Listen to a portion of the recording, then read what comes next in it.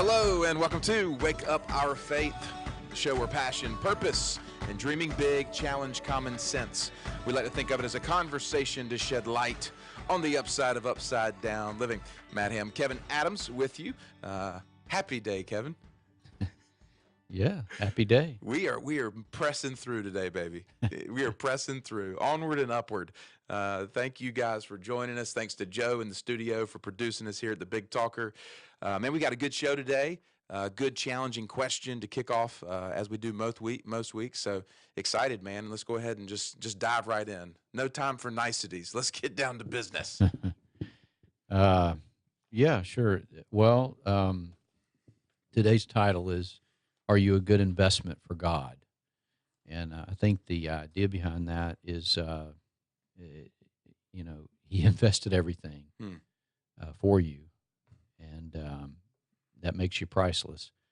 So we're going to circle back to the idea of dreaming. Last week we asked what impresses Jesus, and it's dreaming, but it's a faithful thing where you can see, where you can let your spirit go to that place. And that we used a centurion as kind of our prototype, or the right version of that. So this week we're still talking about dreaming. The more people that say that's hard for me, the more I want to just go there, because it's part of our responsibility. Faith it requires that we have to see it, feel it, engage it in our heart and in our spirit. And that's how God speaks to us. So we have to create the landscape for it. So, part of this is remembering why and understanding what God's up to. And so, the question becomes, are you going to dream? And what's keeping you from it? Or in other words, are you going to be a good investment for God? You're here, you're breathing. So your responsibility is not comfort or security, but to become his best investment. This past week, one of the things we do through the Life Center is a chaplaincy type program, and we work with a local nursing home on Mondays. And I was leading a kind of a service, if you will, for some of the residents there. And the Lord led me to talk about the parable of the sower. And I was talking about the parable of the sower and kind of springtime and that thing. And I just thought about that as you mentioned this as a good investment. Only one type of soil was a good investment for that seed. Yeah. And so we have to look at ourselves as the soil. It's either rocky, with no root, or it gets stolen, or it's, Right. Surrounded by thorns. Mhm. And I think a lot of people in culture fail to consider the reality that we actually are an investment that God sows his spirit Right. into. And so it's a wonderful way to reframe how we think about our faith and our relationship with the Lord. But a thing that jumps out to me is the bigger cultural dynamic is, for some reason, there's a lot of adults who are almost afraid to dream, or they've been told not to dream. It's like culture has strangled out that idea of dreaming. So we're trying to wake that back up. Yeah, I mean, you really, it's your responsibility. It's not a luxury. Your faith is not a luxury, and Hmm. it's the only way to please God. So one thing to remember in this, one of the aspects is impatience. Um, People, it all circles back to some type of fear of missing out, which goes back to, you can connect that to any of the three big fears. But we want to talk about all that stuff, but think about the simple idea that um, our economy is different when we lean upon our own understanding. So what we do is we think about God the way we think about us. Hmm. So it would be like if you plant one seed, it grows a tree. That tree has one branch, and that branch bears one piece of fruit, and that's it, and it's over. So when you think that way, because people are that way, um, then you will kill yourself to get from here to there, uh, and then blame yourself, or say I have to be hardworking or whatever. Well, that's not how it works with God. God makes a way bigger investment in us. Every breath we have is an investment He's made. So think about it that way. But with Him, a seed is the greatest technology there is. It's infinite. It's unstoppable. So one seed equals one tree equals many branches equals multiple fruit equals an infinite amount of seeds because it continues itself. It self-perpetuates. So when you're moving slowly, when you're dreaming, and we'll walk through that again, but when you're doing that, you're making an investment. It's like planting a seed. So the more seeds you plant, the more exponential things God's doing behind your periphery, if you will. You can't see it, but He's doing it. And Scripture backs this up. If you give Him everything, you give your life to Him, what does He say? 30, 60, 100-fold. And He even says now in this time. So you're not missing out by taking time with God. You got to give Him your first fruit. So that isn't just sitting in prayer. There's a process. There's good stuff going on. So you don't have to just sit in a corner and beg Him. So we want to go back through the dreaming process, but recognizing the big picture is that God's economy is way better than our logical or logistical, even an interest-bearing economy. Yeah. There's an exponential multiplication aspect to the kingdom of God that we miss out on because we live in a linear, logical, addition-based world. That's right. And so when we step into the kingdom of God, we have to let go of the old self, the worldly thing, and that's that dynamic that we hear talked about in church. It's like surrender yourself or whatever, but people don't take time to actually think through what that means. Right. It means the old way of thought, the old way of doing things has to completely die and go by the wayside. Right. And we have to step into this greater technology. Right. Yeah. Well, what you surrender primarily is your will, and when you do that, God gives you the desires of your heart. And people seem to lump them together. They work together, but they're not. One must submit to the other.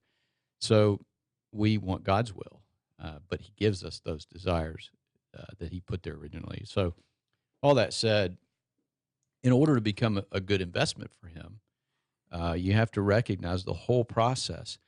And the process is that God made us. And we've been talking about this more lately, but He made us. There's intention there. He didn't make us and then conjure up a purpose. He had intention before He created us, and He made us to fill that. And He brought us into this place. Now, whoever's breathing, that intention is for them. So there are people that have come before us, and they've done their job or not, but they had their chance. This is our chance. So what does it look like? Well, it's very, very specific, and it can be poetic and beautiful. And your life is a piece of art that He created, and so you have to live it that way. So dreaming becomes this process. But last time we were talking about it, we broke it down a little bit so that it's not so overwhelming. Some people get overwhelmed by the freedom or the fear of not getting enough or missing out. Or the other side is it's just overwhelming. I don't know where to start, so I'm not gonna. And I just want to, live in my comfortable surroundings. That's fine, and you can, but it doesn't change lives. So we go back to this sky view part. Dreaming is big. Dream big, start small, repeat daily. Well, dreaming big means things like what is your life about? What will have mattered about it in 1,000 years? What are the things? Where does it break for people? What people do you feel like you're here to help? These are big things. You don't have to go out and start some huge thing immediately. But the desires of your heart are the next level down. They're like if you need to start a little smaller. It's good to kind of go back and forth. So you want to understand the desires of your heart. Begin to tap into those things. They're things meant for you personally, just things that bless you, that rejuvenate you. And there are also things meant to point you back to purpose, which is always attached to people. But they're more specific. So I call that the treetop level. And then you just come down to the basic of what's one step in the right direction. So, I call that finding your firm place, or just planting one seed. And funny, I had a text from one of our folks a couple days ago, and she said, I did this thing this week, one thing, and she felt super good. So cheers to you. She probably knows who she is, but that's exactly what we're talking about. One step in the right direction. If you keep doing that, you will succeed, but you have to begin to visit the bigger picture. So it's a kind of a back and forth, but it doesn't need to be overwhelming, or you don't need to be afraid of it, because you're working on an investment, even though it seems like you're not doing anything or you're indulging in something. But God's economy is at work behind it. That's how this works. The interesting thing that in all of this, that I'm sitting here taking this in, and you and I have been walking through this for the last 4 or 5 years, and I've probably been as close to it as anybody other than your wife. I would say, I'm not bragging about that, but I mean, Yeah, sure. I'm engaged in it, Well, right? yeah, we're close. And Man. there's still parts of it that I don't quite understand. I don't quite get. It's like I see it for what it is, but what I'm seeing is this picture of culture, and knowing what it took for me personally to detach myself from that culture, stepping out of the corporate world, stepping away from Sunday church model, stepping out of relationships. Right. Like there's a lot that is required of us by faith to step into a spot where we're going to live by a different standard and a different mantra. And the massive things that are going on in culture right now are easy to focus on because we see this, and so it keeps our attention and it keeps us busy. But very rarely do people actually slow down enough to think on these things. Right. One of the key passages of Scripture, as a man thinketh in his heart, so is he. Yeah. But yet we, as a people professing Jesus as Lord and Savior, do not think with our heart. Right. We just go through the motions, and we have behavior patterns and indoctrination, traditional things. We don't slow down long enough to go, what does my heart think about this? Yeah. So I'm just drawing a listener back to this place of starting to just challenge you to begin thinking about the things you're talking about from their heart. Yeah, well, you have to understand, what does it mean to think with the heart, and it means that what is the heart for? It's a transition point between the spirit and the physical. Most people live by their 5 senses, and God says don't do that. In many ways, He says it, but we persist because it seems safer. But it's funny when you you really literally watch the birds of the air. They're not worried about anything. They don't care, what's going on out there. They just are just themselves. Now, God says we're more valuable by far. So, let yourself go there. But if we don't take time to, and I think this is what you're saying, to stop. Yes. And ponder this. And see, this is the great blessing of my life, is God stopped me. And I had all kind of escape routes. But I had to sit there and sit there and sit there and sit there for years. And it's a pretty tough go, especially when you have a family. But the reward of it is, it's just astonishing. And I'll just leave it there. But that's where this stuff comes from, and it's just meant to help people. It's not anything else. But coming back to that, what it means to think in the heart is to feel. You have to feel.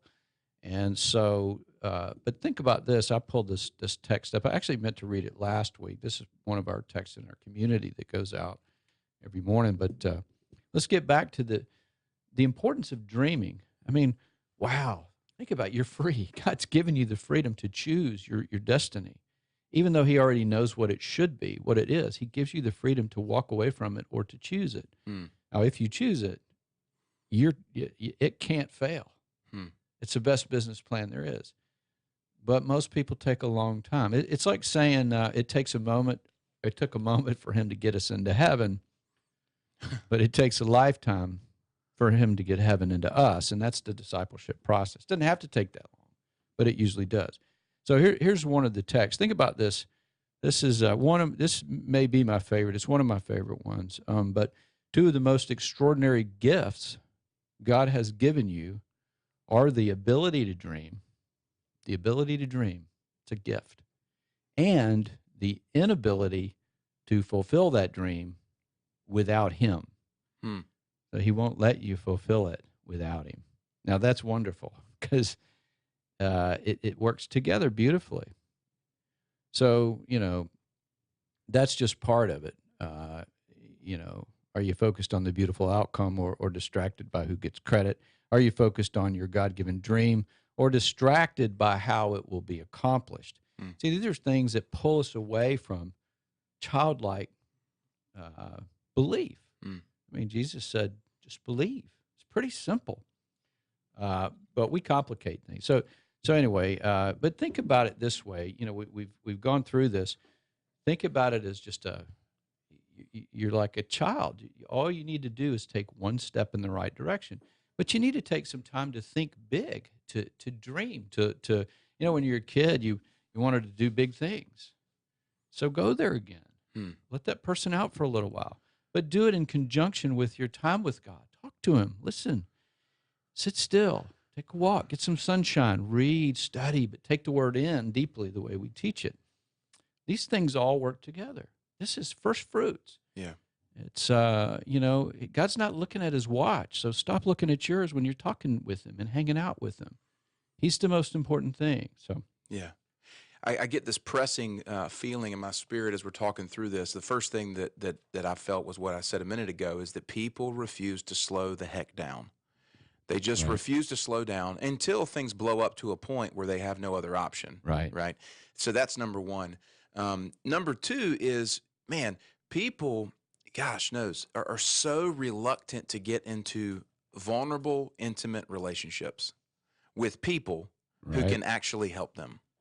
Yeah. It's like the world is so ego-driven, and they're so wrapped up in their own narcissism that they don't want anybody to think that they need help.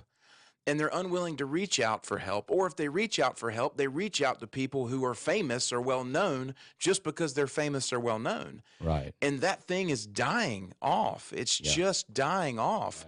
Right. All of these self-help books and the gurus and all the, marketing funnels and 7-step plans, like that season is spent. And wherever you are listening to the show, you've got to get into a community of people that you're willing to be vulnerable with, and relationships that you're willing to submit yourself to the authority of somebody who's further down the road than you are. You see this throughout the Old Testament, the New Testament. Right. This is how it was walked out. Yeah. But yet we in this popular modern culture are so afraid of that because we don't want to be known, and we're terrified of leadership or authority and all these words. But yet we walk around like zombies, following the popular culture thing, drinking the Kool-Aid, wondering why we're not changing things. Right. So anyway, that was my little soapbox for a moment. Yeah. Well, I have an interesting perspective, and God has to encourage me sometimes through it, because it's not one of credit. It's not one of people are vulnerable. They don't want to say this person has helped me. It's easy to point at someone who's famous and or wealthy or whatever. And I'm not going to shy away and say that door wasn't open for me, because it was. It was. But I didn't choose it because God told me, I've got something better for you, but it's going to be hard. And, so we have to learn to choose the hard thing because we think about the bigger picture. And to me, that's more like Jesus. And so it's just about truly helping people. Here's a question I've asked people lately. Think about this. What we have to do is we have to get into the mode. And this, I'm saying this from my own experience because it's life-changing if you can grab hold of it. But we have to understand the true joy that comes through being used by God to help people. And one of the ways to look at that is, you know, I think there are days that go by. I think, man, I'd sure love to own my own home again, and I believe I will. You know, but I came from a world where I had many homes and lots of resources. But God refined me. So now, one of the questions that I ask is I ask it of myself, but I ask it of other people. If you have a desire for a home or something like that, but then you see a deserving family who deserving, it doesn't mean rich or poor, it just means someone who is helping others tremendously. And maybe they live in an apartment or they don't have enough room and they need a home. And someone said to you, here's a home. You can have it for you, or you can give it to someone else. You know, my heart is, there's no question about what I would do with that. And I think people are in different places on that, but it's a good question. It's not meant to, you don't have to answer it, but it's meant to chew on because it provokes, it checks your heart. But when you can live in that place of, there's nothing in me that would want that home if I could help and give it to someone else. So that's true wealth. So, you know, the good thing about God, the great thing is when you have that kind of heart, not only will he give you a home too, but it'll probably be better than you can imagine. Now, that's what I've experienced in different ways. But just put that in perspective. That is the joy in giving. That's so good, man. That going through that exercise will rip every shred of entitlement and selfishness and greed out of your heart. You know, the challenging piece for me as a guy who has a home, you know, is to not allow the enemy to creep in with this shame that makes me feel like that I'm some, you know, because I don't know what it's like, man. I don't know what it's like to be where you guys are, but to hear that come out of your mouth even is so challenging for me. And I think about now, Kevin, this is one of the things that gripes me a little bit because we live in a fairly prominent area. Right. Sure. Yeah. And I saw, I'm just going to say this, but you know, whatever, I can get canceled for it. I'm just going to go ahead and say it. I was driving through Rich White Wilmington the other day, pick a spot, you know where they are. And it was this massive white home with a Black Lives Matter sign in the yard. Oh, yeah. And I laughed out loud because I was like, you know, I found it ironic, right? Because they were 4 blocks or 5 blocks away from destitute poverty, houses falling down. Yeah. And it was like, but they feel noble because they put a sign in their yard. Right. And I'm like, you know what? I mean, I don't know you as a person. I'm not judging you as a heart. I'm just saying the contrast of what you're presenting, you know, and maybe they did have 4 other families living in the home with them. I don't know. Yeah. But the part to me is that call what it is. Let's be honest. Are you willing to leverage what you have, you know, for the betterment of other people? Like you said, deserving people. That's a huge question. Yeah, and look, it's never about losing everything. I get sick of hearing that or kind of getting that spiritual eye roll from people. It's about learning to let go of everything. And when you can do that, then you're free. Nothing has power over you. So, but anyway, how are we doing on time here? 5 minutes, he said. Okay. 4 minutes, okay. Okay. So, you know, just to go a little bit further with this before we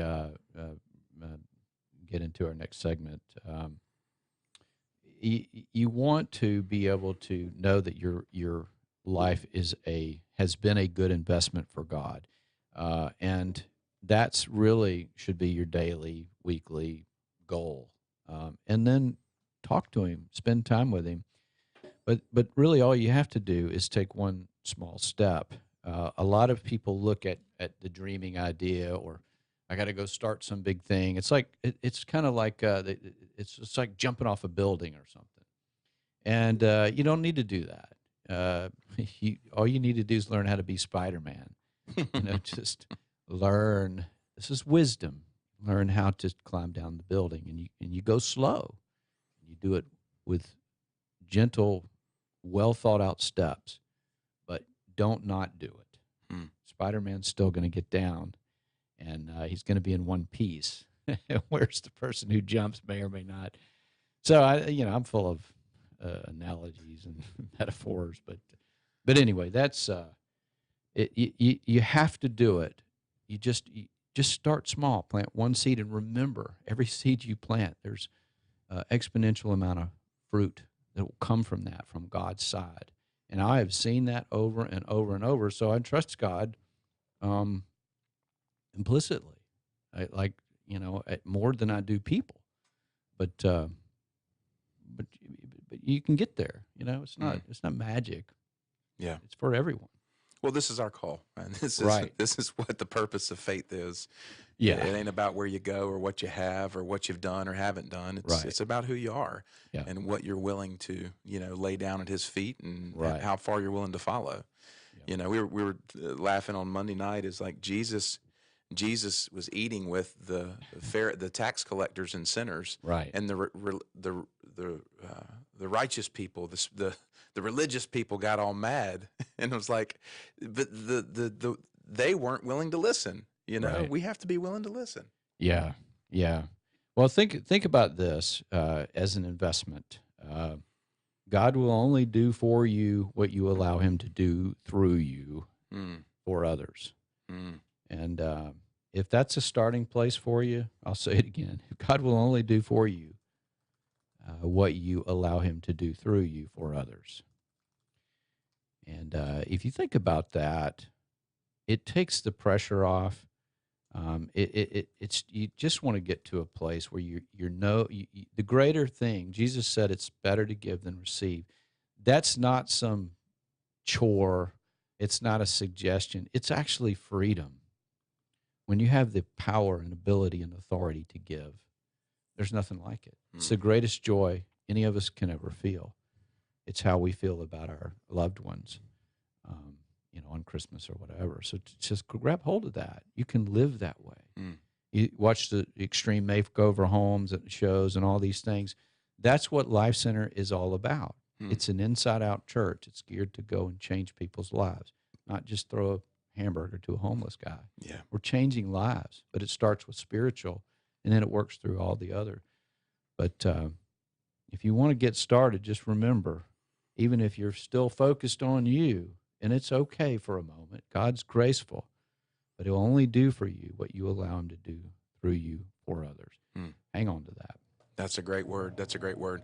Well, guys, we're going to take a short break here, recognize our corporate partners. Thank you for tuning in to Wake Up Our Faith. Don't go anywhere. We'll be back for part 2 right after this.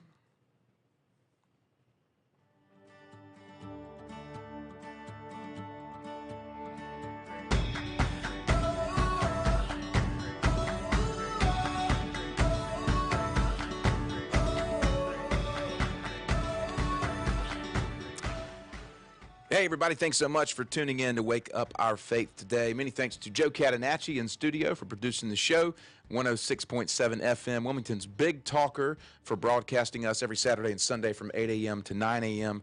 We appreciate you guys listening. We love to hear from you. You can reach out to us, info@youprint.life. You can also call in to the show, 910-805-8330. Want to recognize our corporate partners for making this show possible. One of them being our good friend Chris Riley and the team at Cap Trust Financial. They're in the business of enriching the lives of clients, colleagues, and communities through sound financial advice. Many thanks to Chris and the team at Cap Trust Wilmington. You can reach out to them at 910-256-8882. Also, Blue Wave Dentistry. Dr. Chad Biggerstaff and his team at the entrance to Brunswick Forest in Leland, offering comprehensive and personal dental care. You can connect with them on the web, bluewavedentistry.com, or give them a call, 910-383-2615. Also, a new partner of ours, this is Sheely Insurance Group. They're an insurance brokerage company who specializes in the coastal insurance market. If you're anywhere in our Tri-County region and you need insurance, home, auto, any of those things, be sure to reach out to the team at Sheely Insurance Group, specifically our good friend TJ Dunn. His personal line is 910-408-0300. Also, to the Rising Tide Real Estate Team. This is a full-service real estate brokerage team based out of the Intracoastal Realty office. Many thanks to Gene and Sherry Engel, Angie Poole, Matt Steiner, and the rest of the Rising Tide team. 910-620-7177. Physical Therapy Services of Wilmington, ptservicesofwilmington.com on the web. The Zimmerman family, owned and operated since 1983, multiple locations in Wilmington, and they are the premier physical therapy service in our region, 910-763-8286. Also, Dr. Greg Veman of Seacoast Skin Surgery, as well as his ministry, Everlasting Strength. You can catch him on the web, everlastingstrength.org. He's also got some kind of evangelical teachings he's doing on YouTube. I've been seeing him pour into that lately. So thanks, Dr. V, for your work for the kingdom and for your partnership with us, 910-256-2100. Chris Hutchins and his team at Guaranteed Rate Mortgage have more than 25 years experience in the mortgage business. If you're buying a home or refinancing, now is a great time to reach out to Chris Hutchins and his team at Guaranteed Rate Mortgage, 910-344-0304. Freeman Landscaping is Southeastern North Carolina's largest privately owned landscaping and irrigation firm, offering both residential and commercial landscaping and irrigation, 910-796-1166. And last but not least, Century 21 Sawyer and Associates. This is the family-owned real estate company. It's the Carolina's largest Century 21 agency, family-owned and operated, 910-256-0021. Many thanks to all of our partners for being with us and making this possible. Now back to Wake Up Our Faith.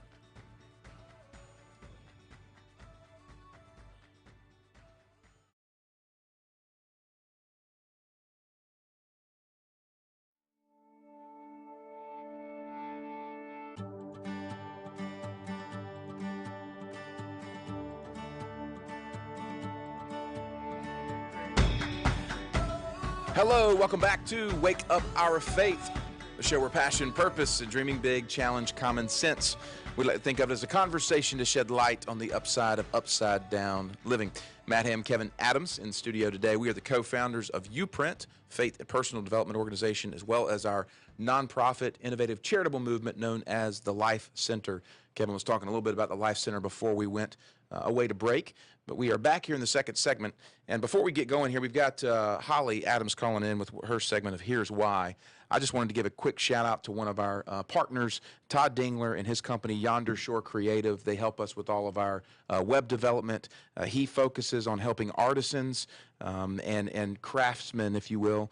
He's a digital branding agency. They do email marketing, web development, and graphic design. Check them out, Yonder Shore, YONDER, shore.com, or 910-297-7838. So, Kev, we have Holly today for her Here's Why segment. I'll let you set this up. This is your beautiful bride. Yeah. Is she on the line, Joe? Is she with us? Yes, I am. Hey, all right. Well, this is not new. We've done this several times, and but just to reiterate to the listeners, Holly is really good at research, and she's fascinated by whole health and just living free the way God made us to. She's also understands the law very well and is a great student of that. And so anyway, I just wanted to say that so you know she backs this stuff up, and she's learning a lot. So all this is a segment from our Life Center, the person with the ultimate vision for it, bringing to our listeners some things to help you, and some research and some thoughts collective. So Holly, it's cultural, so hopefully it'll help dispel fear, but also help you stand up where you need to. So go ahead, Holly. All right. Well, thanks for having me. Good first part of the show. I was able to listen. Well, I wanted to start off. I had read something just a few days ago, which I thought was really interesting, and it was that only 10% of the population wanted the Revolutionary War and were prepared to fight for their freedom and all of that. And at first it shocked me. And then the more I thought about it, I thought, no, that's probably about right based on the things I'm currently seeing in our culture. And so, you know, I'm proud if it's 10%, I don't know what it is right now for people that are willing to stand up against what we're currently seeing in our culture regarding vaccines and the like. But I'm willing to be that annoying person on social media and on your show to present some facts, and maybe even if just one person is willing to stop and do some research for themselves and learn that, it's not the government's responsibility to take care of our health, then I feel like I've done what God put on my heart. So there you go. Amen. There's the heart behind it. So I wanted to start with this quote that I saw from Roy Cooper. That's our governor here in North Carolina. And this was probably a few weeks ago. Here it is, and this is a direct quote. "We can have significantly fewer restrictions and return to normalcy, but what's going to be required is as many people as possible getting the vaccine. And there is some concern that we might have a large portion of the population that is hesitant about it and may refuse, and that's why I mentioned earlier that we are going to depend on doctors, ministers, and family members and friends to push and cajole those who may be hesitant about getting the vaccine." So I don't know about you guys or the listeners, but when I hear the word cajole used in regards to an experimental vaccine that has only been approved for emergency use, my spirit tells me, okay, something else is going on, and we really need to dig further. And of course we've been talking about this. You guys have, and I've been on, and we've talked about it for months on end. But this thing is starting to come to a head. I think we're all seeing it, and there's a lot of coercion going on. There is a lot of cajoling and guilt, where if people stand up against it, that's what they're faced with. I know a young girl who works in the medical profession. She's in her 20s, and I saw an email that was sent to her from her boss, and basically it said something along the lines of, "Need to know when you're going to get your vaccine. We're waiting on our certification." They want everybody vaccinated before they come do it. And it said something along the lines of, "And Bill was my final holdout, but he finally got his." As if to pressure this young girl into, "Oh, you're the only one holding up this certification that needs to happen." And she stood strong and replied back and said, "I have no intention of getting it. If that's going to be a problem, I'm going to need to talk with someone higher up." So I was really proud of her for taking a stand, and she did have that talk, and they did not agree with her, but as of now, she still has a job. And, I said that, and I believe this, God will stand up for those who stand up against this. And he's a rewarder of faith. We know that. So there's a lot of faith-filled decisions that will have to be made regarding this stuff going forward. Yes, excellent. Thank you. Well, just to say amen, and we agree, and we stand behind this. And our governor is, he's wrong, and we don't agree, and he doesn't have any control over what we say or do in our lives, and who we meet with, and when we do it. So he can jump in the lake 10 times and drown for all we care. But I say that with, with anger, because this is a free country, and we're not going to have it any other way. So I just stand with you. I appreciate you and the courage to say that stuff publicly. It needs to be said, and it doesn't matter what the CDC's saying or whatever. That stuff is just, they're holding back. And we've seen and run into it directly, even next door, and indirectly, people being injured, dying. This thing is dangerous stuff, and you don't need it. It's ridiculous. So I just wanted to stand behind you in that. We are standing behind you. It is dangerous, and I could spend an hour talking with you guys, and I know we want to keep the segment short, but there is research that talks about the medical concerns. And, I'm sure everybody's heard that Johnson & Johnson was pulled for problems with it. And, my theory, which along with other people, is it's to funnel people into the mRNA vaccines. But you've got very well-known doctors, right? Former Pfizer VP, lots of them, speaking out against this. He said he had major concerns that it was a depopulation tactic. I won't go into that anymore, but he does. He has concerns with infertility for young people. There's a Gerrit von Bosch, well-known vaccine scientist, one of the most well-known in the world. And then one more last thing I want to throw out there, which I think people really need to look into this themselves, is Tony Fauci. He owns over 1,000 patents, including patents being used on the Moderna vaccine, which he himself approved government funding for. People really need to think about that. This man is making money off these vaccines while he tells people they need vaccines. I'm not sure there's ever been such a large conflict of interest that affected people's health. I mean, it's staring you in the face if you're willing to have the eyes to see and the ears to hear. So it's just a matter of people have to wake up and not just be like cows, sheep, whatever, led to the slaughter. Yes. It is not your government's job to take care of your health, nor will they. Yeah, amen. It's none of their business. It's none of Cooper's business, and it's none of Fauci, whoever this little troll guy is. He needs to go, get lost. He has nothing. But anyway, thank you. We want to bring it out and say it. Look, we're not taking this crap, and we're not taking your stupid eye rolls in the store when we don't have masks on. I've never personally laid a finger on a mask and never will. So, this is where we stand. Yeah. And we're not going to shy away from it because people don't like confrontation. Get over it.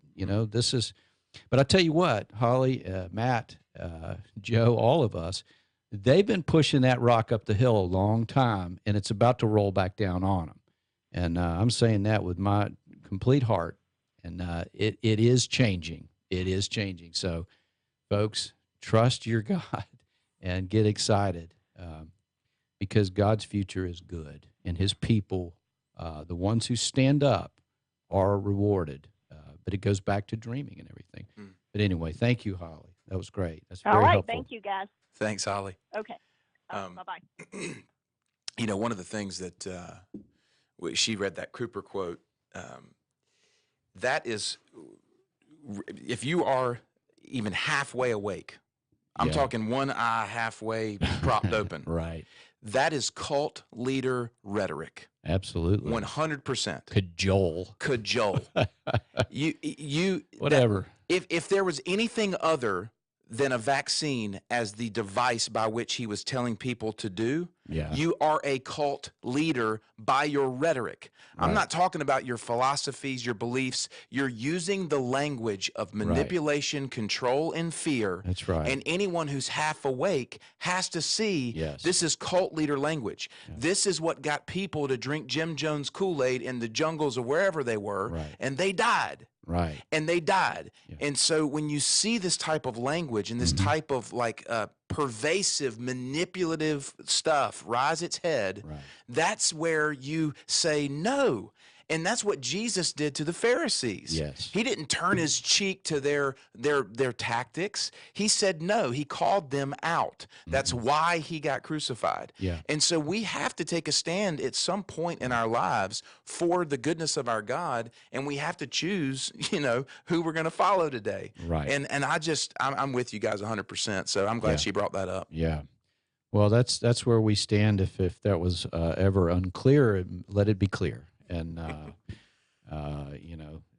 to each his own. You have a choice. But circling back into the idea of dreaming and the importance of it and why it matters. And look, this is why you need to be free. You need to exercise that freedom.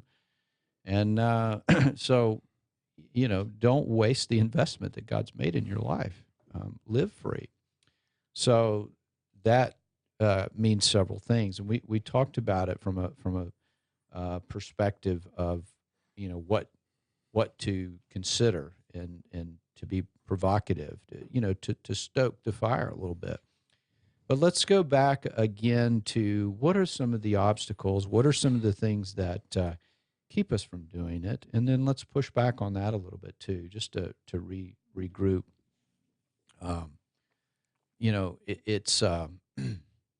If you go back to the idea that what are the obstacles? I don't have time. I'm just too busy. I'm putting out fires. You don't have time. Think about, you get to do this. You get to spend time with God. So what is the antidote to that? And that's what we need to talk through a little bit. when you feel that enemy crowding out your moments that you can spend with God, you get to. He wants you to. What does that look like? What keeps you from even taking one step in the right direction? So it's fear of some sort in some way. That's the enemy's great tactic. And so the way that you overcome that is to push back on that. So let's talk about that a little. I want you to have a chance to step into it, but that I just wanted to take it in that direction for whatever time we have left. Well, to me, people have to stop with the excuses. Right. It just, listen, I don't have time for your excuses. I Right. love you, but let's get beyond your excuses. Do you want to live for the Lord and tap into the life He called you to live, or do you want to just continue on your path? And if you want to continue on your path, stop complaining. I don't want to, don't complain. Right. You're making choices. That's kind of the harsh, Yeah. little thing for me. We have to live it before we can say that. So, we stand by the conviction of that as well. It's not it's just preaching. It's leading means going first, and but that refines you, and but it gives you the authority to say those things. And so we're coming from a place of poured in. Everybody's in different places, but we're in. Why would we say things on the air like that? We're here to help. We're here to give. I was talking to you yesterday about, even social media. We look at social media as a way to deliver a message, not to gain anything. It doesn't matter. If you don't click like or you don't subscribe, then that's on you. That's up to you. We're not looking to gain anything. It's not about what works. What works is we just have a message, and we have time that is dedicated to helping people in a way that is priceless. It's beyond measure because we know that God made you. And that's what makes my personal heartbeat, but the heartbeat of our organization, and all of us and our families too are behind this. So we're leading because we believe and we want people to see it. So it's not just being said here, it's being lived out and gently, saying, come on over, But anyway, the antidote to these fears is not faith. A lot of people think that. But the antidote to fear is love. Love. That's right. Perfect love. It casts out all fear. So when you are afraid, you must give. You must give of who you are. You must let God work through you. When you hold back, when you white knuckle, the enemy has a stronger foothold. It's him bringing the 7 more back. You're swept clean, and you're worse than before. So when you push back, use the judo concept, right? When you have little or you feel afraid, then go do for someone else. And, I've never stopped saying this, but right now more than ever, it's really, really important to grab hold of this. So think about this. You're God's idea. He made you. He redeemed you, right? Not just your salvation, but everything. Your strongholds, your wallet, everything. It's been redeemed. It's all His. And when you have that going, then you become trustworthy to Him. So your life is going to work. Now you just have to be patient and watch Him do it, because He will do it in such a way that no one can take credit for it but Him. But it's absolutely freeing, childlike, and it satisfies your soul utterly. So anyway, when you're afraid, do one thing for someone else. Get some heaven into you and through you, like what we were talking about earlier. One of the things is kind of, you've said patience a couple of times today, and it's interesting in that passage in 1 Corinthians, the first thing it says is love is patient. And so if the antidote to fear is love, that means that the antidote to fear is patience in a way, if X, equals whatever. It is. So that's where in this season of life that we're in and seeing the craziness in the world around us, there's an element of that patience, right? Right. And you said it, this is from an old show, but the whole concept of courageous patience. Like right now in the earth, the courageously patient people Mm-hmm. are those who are exhibiting the most love in Yeah. God's Sure. economy. Yeah. And that's what the Father looks upon, and that's what he blesses. And that's Right. why we have to stay the course. That's why we can't, Right. lose it and just blow up in a moment of emotional. We just have to be consistent Yeah. and stay the course and love people and not the gushy love means whatever you want it to mean. Well, that's right. It's tough, and you think about this. It's sometimes people don't realize what you've done for them, and that's hard. That's really hard as you wait for people to mature and see it, and when they see it, they appreciate you. But waiting on that is difficult. So that's patience. It's not an easy thing, but that's when I think about that, I think about Jesus. But it's not Jesus as my chore to be like him. It's, oh my goodness, he lives in me. I just need to let him out. So when people look at you, they see him. And that's, aside from some stray remarks, hopefully people are seeing that in all of us, in our walk and who we are. It's not about wearing a tunic or being a monk or being some stupid thing. It's not about church attendance. It's not about the F word, any of that stuff. That's just pretense. It's about worshiping constantly in spirit and truth and letting him live through you in the lives of others. There's nothing more fulfilling than giving constantly and giving the thing that you love the most and the thing that you're greatest at. When you give that to people, it makes them sing and it makes you sing. It's a harmony, and God's singing too, right? So, but that's why he put you here. He didn't just, we're not just dirt, and Jesus came and saved us and turned us into wonderful, cloud-bearing angel people. No, God made us in the first place, and we were stolen by the enemy, a fallen angel, evil, and Jesus rescued us. But he not only rescued us, he redeemed everything, our past, our present, our future. It's all redeemed. We're free. So you got to start taking baby steps to live free. You don't have to get overwhelmed, but that's what we're here to do, is help that process.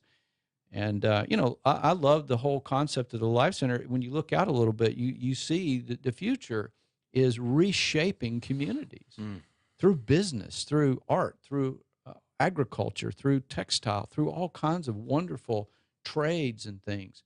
That's what we want to do. And we're just planting seeds every day, every week to get there. Yeah. But God's doing big stuff behind the scenes that we can't completely see. But that's for you too. It's like I just got a weird picture of being on a trip somewhere, and it's your responsibility to cook breakfast, and you got up at 4 a.m. and you've cooked all this breakfast, but everybody's still asleep. And it's like you got all this food on the buffet, and you're like, yeah. are they going to sleep past the food? Like the food's going to go cold. Like there's this moment that I think you and I walk through where it's like, Yeah. we've been cooking this food, man. Is Yeah. anybody going to get up? But people start to slowly wake up and come Yeah. in and get some pancakes or get Yeah. some sausage. Oh, And yeah. so that's Bacon will get them up, hopefully. that's it.